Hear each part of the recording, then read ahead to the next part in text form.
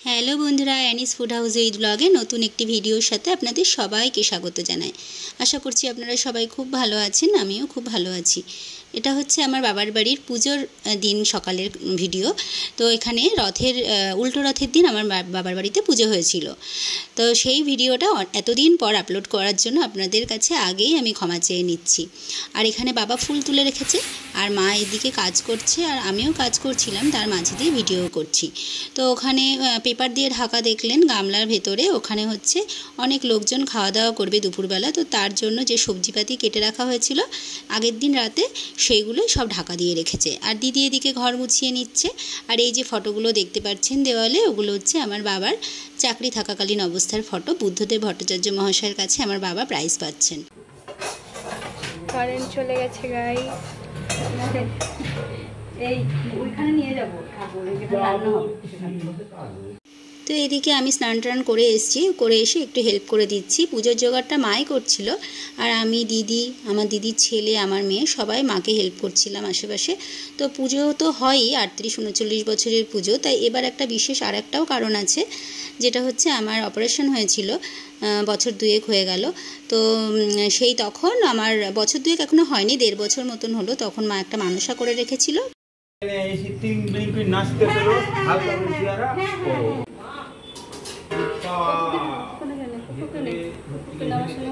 Cocoa cocoa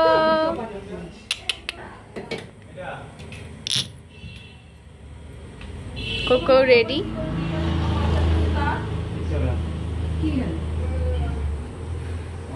তোমার কিছু একটা তোমার বলতেই হবে, চলো। আচ্ছা, এটা কার চটি? আমি না পড়ছি না সকাল থেকে এই চটিটা। এই চটিটা আমি সকাল থেকে ভয়ে পড়ছি না। কেন? আমি যে কার চটি এটা? দিদা। ও, আমি বলছি ওই দিদাটা যে এসেছিল। কোকো দেখি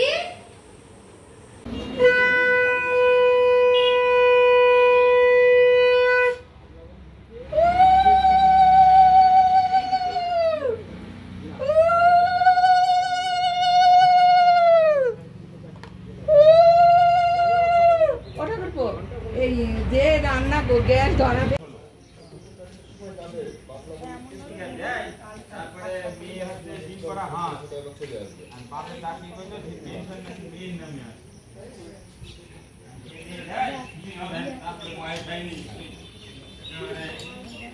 তা গত বছর দেওয়া হয়নি, কেননা গত বছর তো আমার শরীরটা খুব একটা ভালো ছিল না।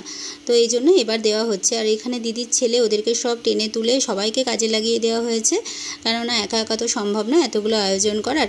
ওদিকে তো খিচুড়ি আর একটা তরকারি আর হচ্ছে চাটনি হচ্ছে। আর এদিকে আমার মেয়েও ফলটা বানিয়ে দিচ্ছে, হেল্প করে দিচ্ছে সবাই, কেননা এখন সবাই বড় হয়ে গেছে, হেল্প করার মতো হয়েই গেছে। এদিকে আমার মাও সব গুছিয়ে নিচ্ছে, কেননা মামা এক্ষুনি চলে আসবে পুজোতে। ওম সর্বমঙ্গলমঙ্গল্যং বরেণ্যং বরদাং শুভং নারায়ণং নমস্কৃত্যং সর্বকর্মাণি। তো মামার পুজো কমপ্লিট হলো। এদিকে আমার চাঁদপাড়া থেকে পিসিরা চলে এসছে, পিসির বৌমায় যে বৌদি, এরাও চলে এসছে সবাই।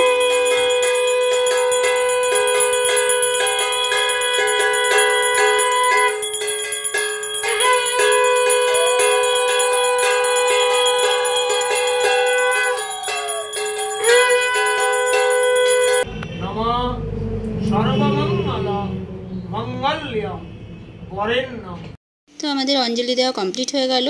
এবার খিচুড়ি ওইদিকে রান্না রেডি।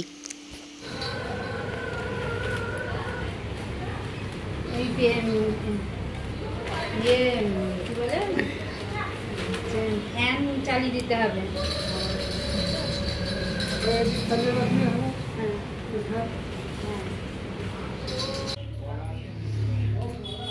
হাই,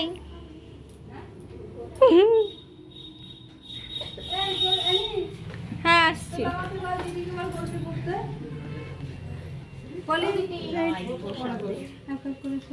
না, আমার কিছু পছন্দ নেই। তো এই দিয়ে সবাই খেতে চলে এসছে। তো এটা ফার্স্ট ব্যাচ বলে খুব একটা ভিড় হয়নি, একটু পরে থেকে ভীষণ ভিড় হয়ে যাবে।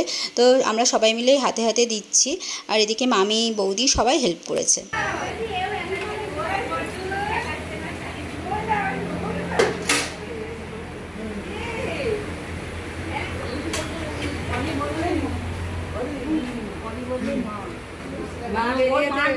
মা বেরিয়েছে বাবা ওই দেখো আর বটু বললে একেবারে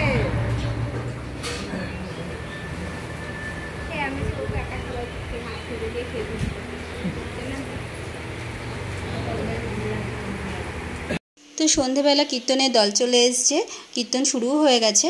তো আমরা যাব, ওনাদেরকে একটু তিলক পরাবো, মালা দেব।